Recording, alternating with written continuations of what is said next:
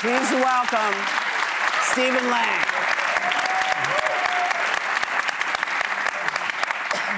So, Nathan Lane was just here. Hi. I can't follow Nathan. Yes, you can. Yes, you can. No one can. Well, yes, you can. And you starred in Death of a Salesman. Yeah. Wow. On Broadway, the year I was doing Whoopi Goldberg live on Broadway. You know, Whoopi was doing your solo show. Yes. And so the cast parties were very boring. Yes.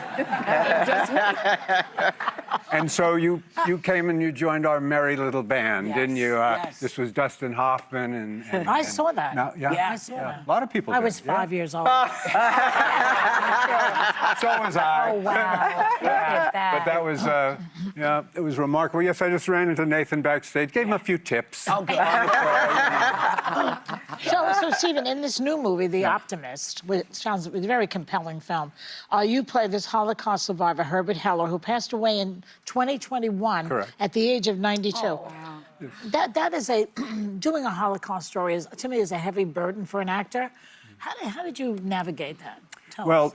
first of all, our writer-director, Finn Taylor, he treated the subject of the Holocaust, which is such a difficult subject to enter into it, with terrific sensitivity, and he wrote an incredibly humane and kind film. So it's all there. Auschwitz is there. Herbert Heller survived the death camp at Auschwitz, lived to tell the tale, except he never did tell the tale. He kept it a secret. He locked it away for over 60 years. Wow. And this was a form of self-protection Yes. for him. But one of the things that I find so inspiring about Heller is that after he made it back, he came to America, he worked at Macy's, then he went to Northern California and he opened a store called For Heller's Kids. Yeah. And it was a children's store. And there are generations of kids in Marin County who are Heller's kids. And so to me, it represents him keeping that flame of youth and hope alive, which Life. was crucial to his survival.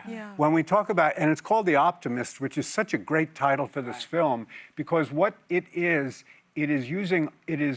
optimism as defiance. Yes. And in these incredibly dark times that we're living in right now, where where fascism has raised its contemptuous head, its contemptible head, I think we have no alternative but to be optimistically defiant. Yes. I love that. Yes. I love that.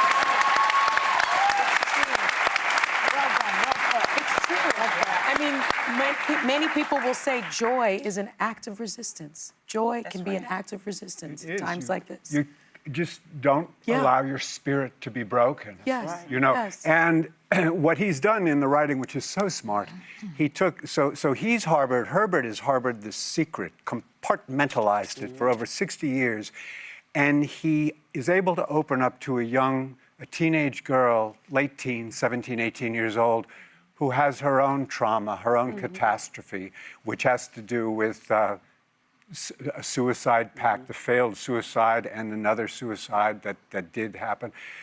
And they find each other and they sense each other's vulnerabilities. And in talking, in telling their stories to each other, they not only heal each other, they facilitate the other healing themselves, which is what it's really all about, I think. A safe place. Yeah. Yeah. Well, talking about young people, we have a bunch of high schoolers in our audience today. Hi. And you know, a recent survey by the Claims Conference found that nearly half of millennials and Gen Z, 14 through 45 years old, in the U.S. couldn't name even one of the more than 40,000 concentration camps or ghettos established during World War II. Why do you think it's so crucial for films like this to keep being made so that... Look, it's so easy to banish this from our memory, our collective memory, and we just can't do that. No. Because, you know, we say never again. Right. And you know what?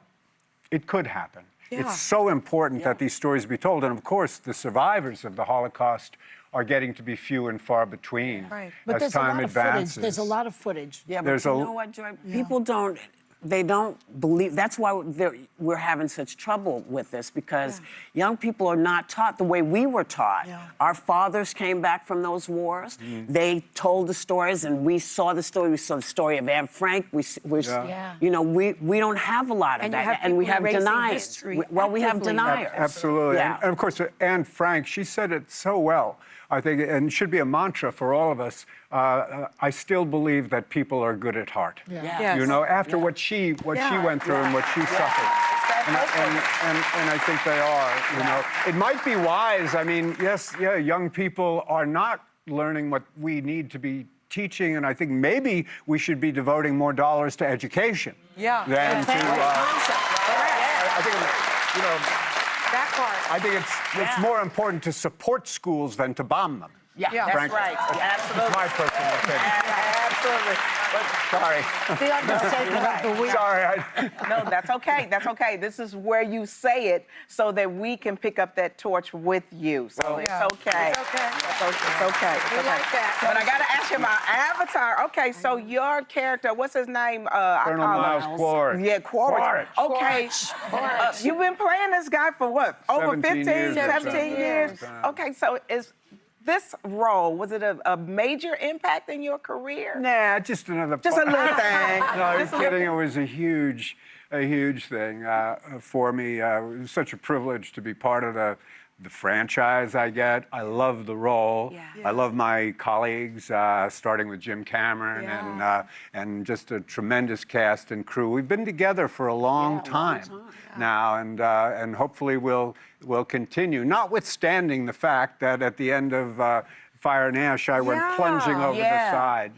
He's a tough son of a gun. He really is. He's hard to kill. I and think so too. You never know. So you might be back and forth. I ain't saying You never nothing. know. Oh, man! I get in trouble if I do that. Our thanks to Stephen Lang. The Optimist is in theaters right now. If you don't know these stories, do yourself a favor, because you'll see yourself represented. Because this could be any one of us, any one of our groups.